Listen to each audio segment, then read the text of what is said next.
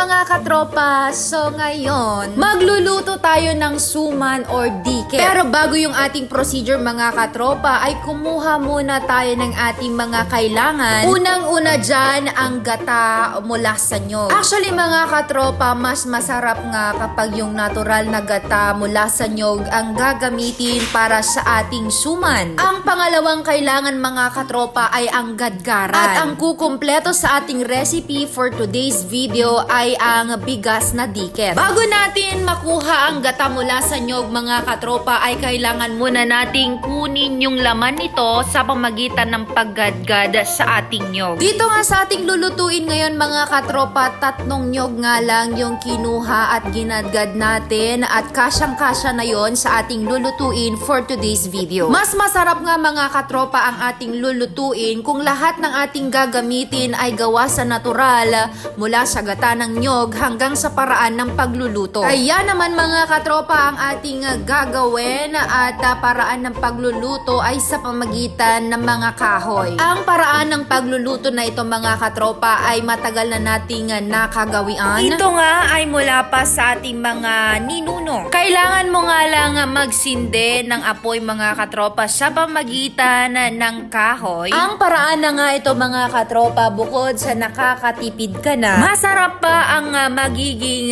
resulta. Isinalang ko na nga lang itong kaldero dito mga katropa, kasama na ang ating bigas na diket, may konting asukal, konting asin at ang ating gata mula sa nyog. Ang paraan din ng pagluluto nito mga katropa ay unti-unti mong haluin para hindi masunog. Kailangan din pala ng dahon ng saging mga katropa para sa ating gagamiting pambalot sa ating suman. Ito nga mga katropa ay pinailit nga lang dito sa apoy para naman maging matibay ang ating pambalot. Para naman masiguro na malinis ang ating pambalot mga katropa, ay atin itong lilinisan sa pamagitan ng ipag o tong shredded coconut. Pagkatapos yan mga katropa, the moment of truth ang ating pagbabalot sa ating diket. Para sa inyong kalaman lang din mga katropa, etong diket nga na ating ginagamit dito at ang ating niluto kanina ay half cook. Para kapag isalang natin muli or iluto natin mga katropa ay hindi sobrang lutong-luto. Tinapos ko nga lang ang pagbabalot dito mga katropa at pagkatapos nyan, eto na yung resulta. Ilalaga lang natin ito ulit mga katropa at perfect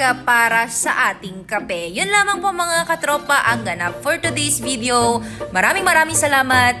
God bless!